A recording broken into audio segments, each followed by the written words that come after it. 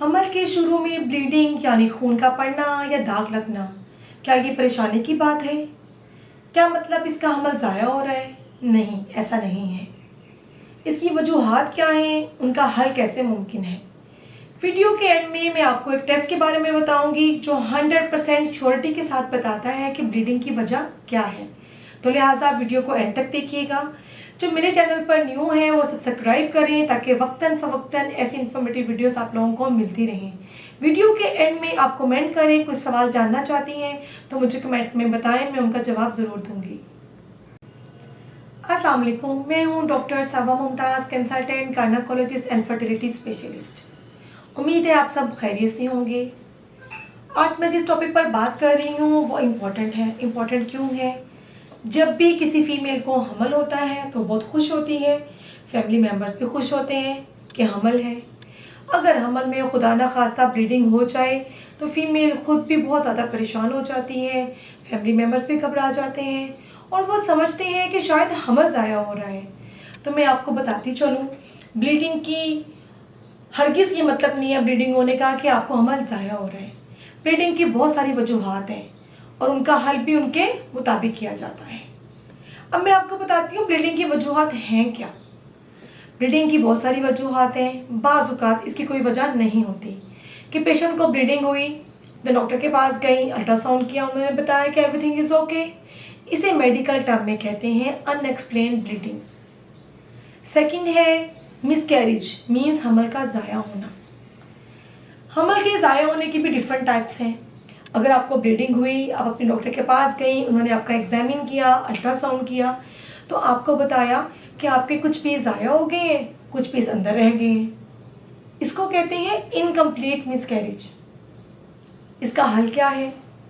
इसका हल या तो हम अद्वियात दे के देते हैं कि अद्वियात देते हैं उनसे खुल के ब्लीडिंग हो जाती है और बच्चेदानी साफ़ हो जाती है, या फिर सफाई की जाती है जिसको DNC कहते हैं। सेकेंड होता है मिसकैरेज। इसमें क्या होता है? पेशेंट के एब्डोमेन में लाइट सा पेन है, ब्राउन कलर का डिस्चार्ज है, वो डॉक्टर के पास गई, उन्होंने उसका मुआयना किया और अल्ट्रासाउंड किया और बताया कि आपके बच्चे की ग्रोथ हुई ही नहीं, सिर्फ बच्चे की थैली बनी है, या फिर कि बच्चे की धड़कन ख़त्म हो गई है। इसको कहते हैं मिसकैरेज। इसका हल भी इसी तरह से मुमकिन है, या तो अद्वियात देते हैं या फिर सफाई की जाती है। नंबर 3 होता है कमज़ोर हमल या थ्रेटेड मिसकैरेज।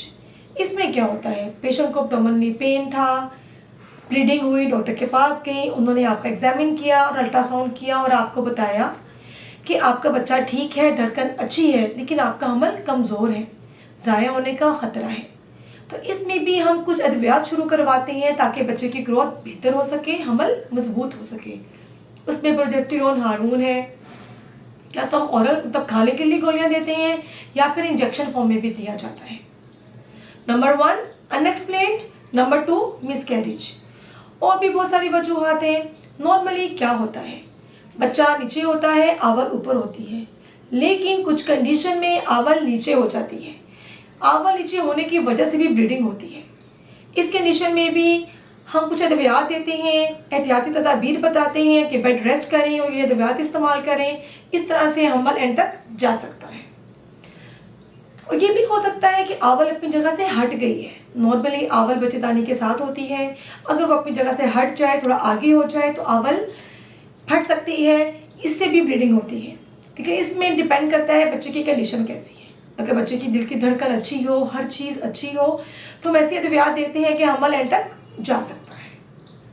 कुछ और वजूहात भी हैं, जैसा कि पेशेंट की अपनी मेडिकल टर्म्स क्या है। पेशेंट में खून जमाने वाले खुलिये प्लेटलेट्स कम हो जाते हैं।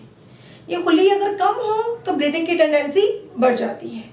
इस कंडीशन में हम मेडिकल स्पेशलिस्ट से रजू करते हैं, पेशेंट को ऐसी अद्वियात शुरू करवाते हैं जिससे उनके खून जमाने वाले खुलिये प्लेटलेट्स बेहतर हो जाते हैं।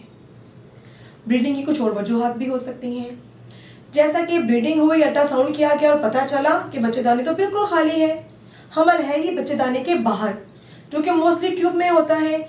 इसको कहते हैं एक्टोपिक प्रेगनेंसी। इसका हल भी पेशेंट की कंडीशन पे और एक्टोपिक प्रेगनेंसी पे डिपेंड करता है, या तो हम अद्वियात देते हैं या इसका ऑपरेशन किया जाता है।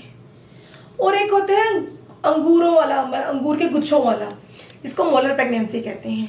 इसमें क्या होता है, हम जब अल्ट्रासाउंड करते हैं तो देखते हैं कि अंगूर के गुच्छों की तरह का हमल है और ये ख़तरनाक हमल होता है। इस कंडीशन में भी सफाई की जाती है। ये थी ब्लीडिंग की वजूहात और इनका हल भी इन पर डिपेंड करता है। जैसा कि मैंने बताया था कि मैं आपको एक टेस्ट के बारे में बताऊंगी, मैं ऑलरेडी बता चुकी हूँ। वो क्या है, अल्ट्रासाउंड। जब भी ब्लीडिंग हो डॉक्टर से रजू करें, वो आपका एग्जामिन करेगी, अल्ट्रासाउंड करेंगी, तब भी हम वाज़िया वजह बता सकेंगे कि ब्लीडिंग क्यों हुई और इसका हल भी वजह पे डिपेंड करेगा।